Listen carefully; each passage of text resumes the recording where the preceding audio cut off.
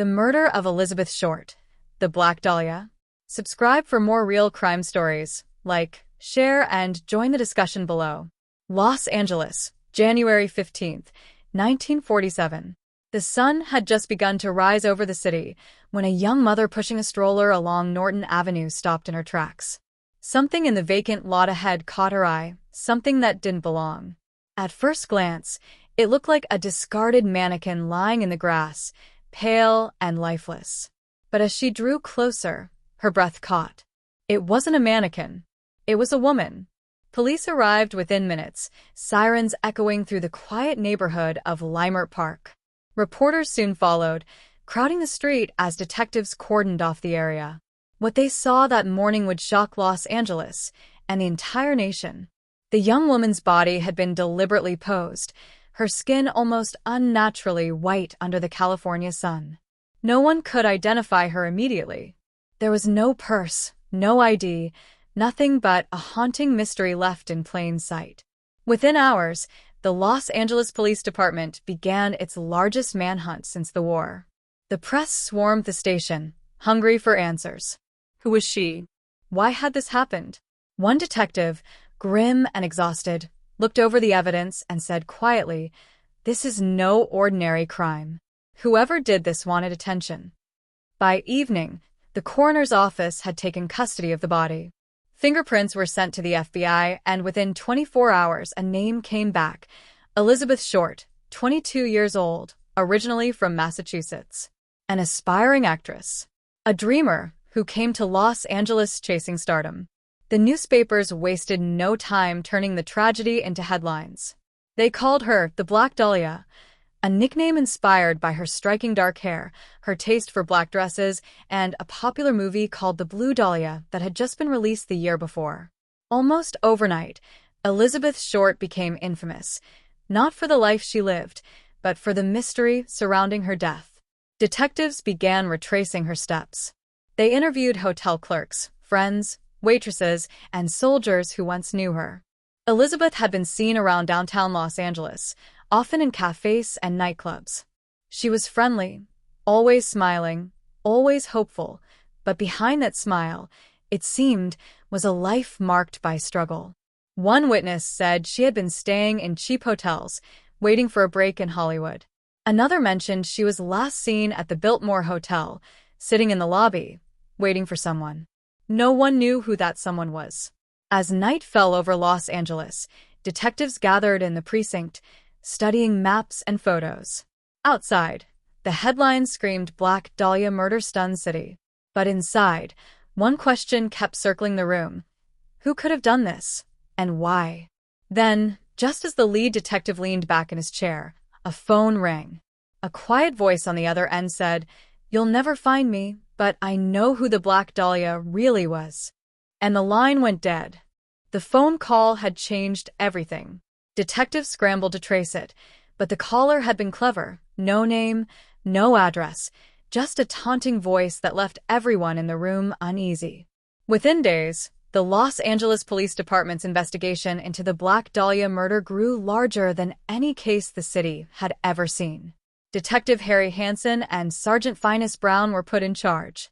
The two men had seen their share of dark cases, but this one was different. The killer seemed to crave the spotlight.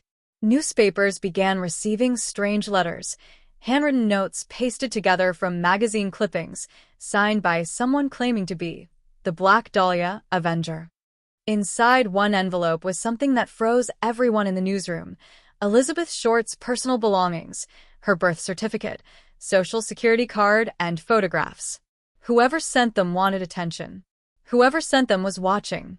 The city was gripped by fear. Women refused to walk alone at night. Reporters hounded the police for answers. Rumors spread like wildfire. Some said the killer was a doctor. Others whispered it was a jealous lover or a Hollywood producer. Every day brought a new suspect, a new confession, and a new dead end.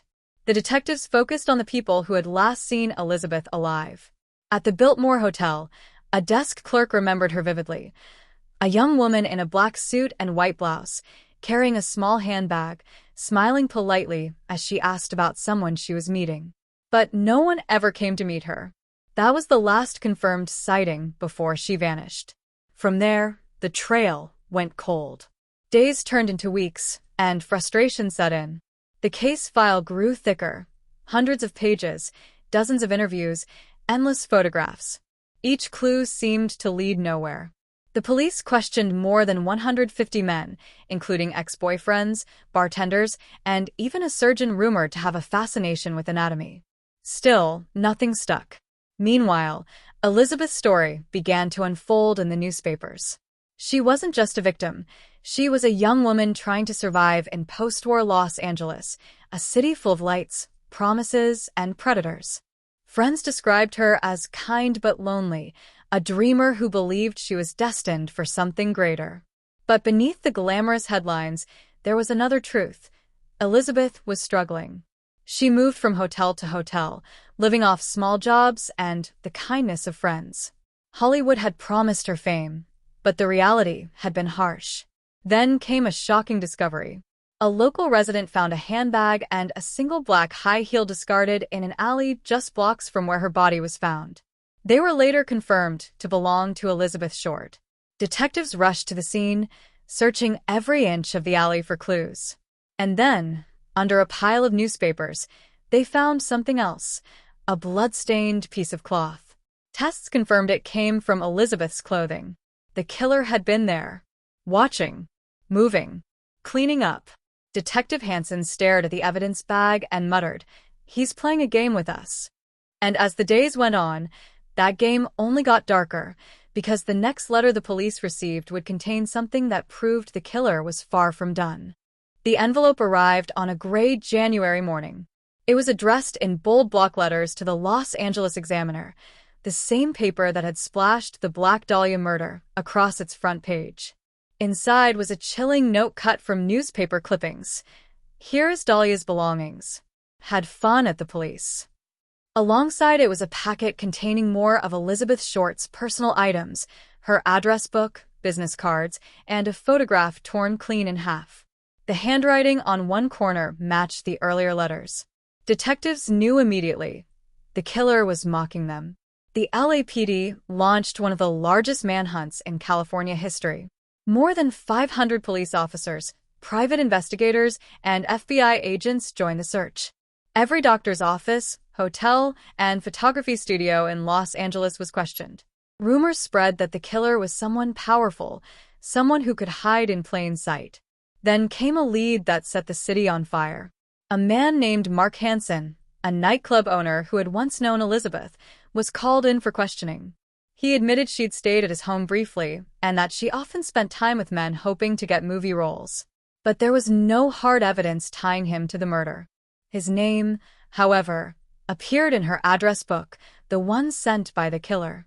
Other suspects followed, a former army surgeon, an aspiring actor, even a mortician.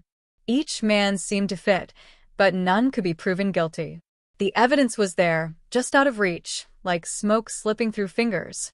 The investigation grew desperate.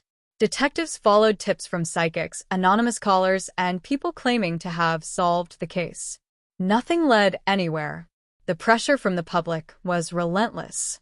Headlines screamed, "Police stumped in Black Dahlia case," while the city demanded justice. Years passed, and the case faded into legend. The files grew dusty, the detectives retired, and the truth remained buried somewhere in Los Angeles. Yet the story of Elizabeth Short refused to die. Every few years, a new theory would surface. Some claimed it was a crime of passion. Others said it was the work of a sadistic artist or a Hollywood doctor. In 2013, a retired detective named Steve Hodel reignited the case with a shocking claim. He believed his own father, Dr. George Hodel, was the killer.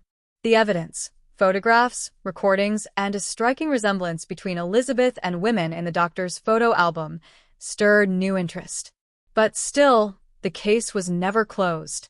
Today, the corner of 39th Street and Norton Avenue looks ordinary. Quiet houses, trimmed lawns, children riding bikes. Yet beneath the calm lies one of America's darkest mysteries. Elizabeth Short's story has become more than a murder case. It's a reflection of Hollywood's golden age shadowed by ambition, secrets, and obsession. Her dream was to be remembered as a star.